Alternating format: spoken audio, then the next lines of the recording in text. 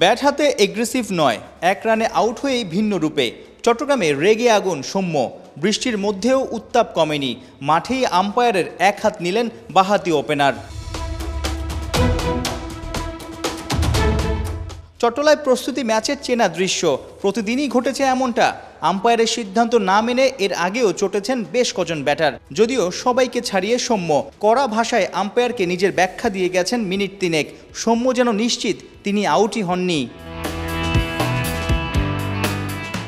ডেলিভারিটা বারবার দেখে যা বোঝা গেছে, লেগ স্টাম্পে নাও লাগতে পারত বলটা।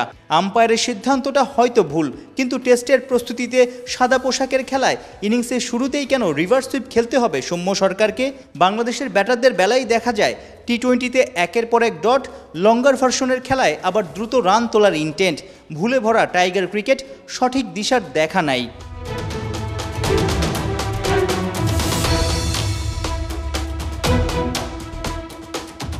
সৌম্যের রিভার্স, বিজয়ের স্লগ সুইপ, ডিপ স্কোয়ার লেগে তালুবন্দি। এই ফরম্যাটে দুই বন্ধুর আউটের ধরনই এক কথায় ক্রাইম, মেনে নেয়ার মতো নয়। ধৈর্যের খেলায় বাংলার ক্রিকেটাররা বড় অধৈর্য, বারে বারে তা প্রমাণ হচ্ছে। তাই হয়তো 2 যুগ ধরে টেস্ট খেলেও নড়বড়ে অবস্থা। চট্টগ্রামে প্রস্তুতি সিরিজে বোলিং প্রিপারেশন মন্দ হয়নি মেহেদী মিরাজের, তবে ব্যাট হাতে ছন্দহীন এই অলরাউন্ডার।